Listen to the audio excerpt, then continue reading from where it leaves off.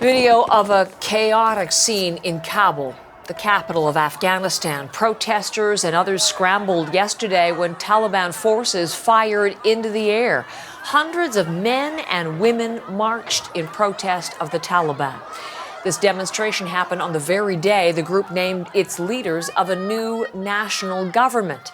And let us turn to that story now with our CBC News senior correspondent, Susan Ormiston, who is just outside Islamabad in Pakistan. Susan's been covering this for us, and I know, Susan, of late you've been speaking with Afghans who have fled.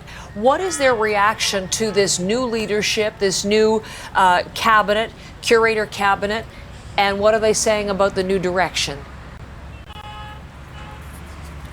Yeah, well, in Kabul itself, there is a sense of dread among many Afghans surveying the very religious makeup of this new Taliban government. 33 mullahs with deep ties to the former Taliban government back in the 1990s, a very harsh government.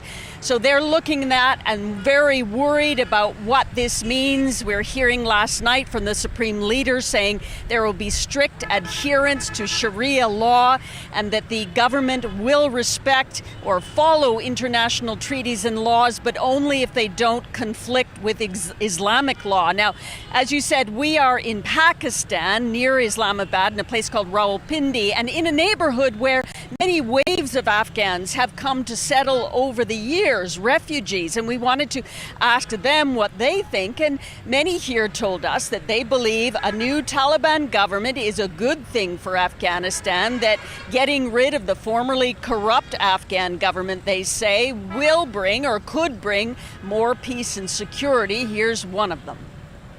Taliban will work best for us. Taliban will work best for you? Yes, nowadays there is a lot of peace in Afghanistan. The people say us there is no war. Our relatives, cousins live in Afghanistan, and also our homes are there, and we are very happy now. So interesting to hear from the people to whom you are speaking directly, Susan. What about what we are hearing so far from the international community? Yeah, not good. Quite a negative reaction last night and into this morning.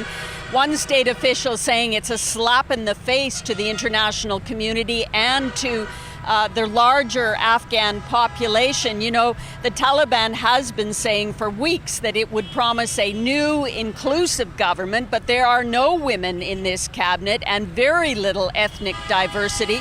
Most of the mullahs and the ministers coming from the Pashtun ethnicity and many from Kandahar, many with deep ties to the founders of the Taliban. We're also seeing that one of the ministers is head of the Haqqani Network, a U.S. designated terror group, and he is wanted by the FBI, and his position will be Interior Minister, which means he'll be in charge of all the internal security in the country, which makes it extremely difficult for Western governments to recognize in any way the Taliban government or to even negotiate when they have a minister, a top-ranking minister, on their terror list.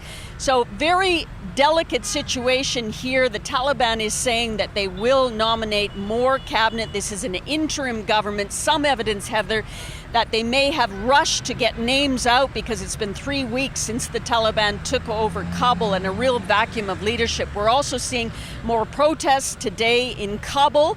Some journalists and some protesters were detained as the Taliban warning people last night that these types of protests are illegal and that the media should not be covering them. So it seems that there is increasing crackdown on dissent within Afghanistan amongst those protests in Kabul. Very much appreciate this, Susan. Thank you. Our senior correspondent, Susan Ormiston, who is today near Islamabad in Pakistan.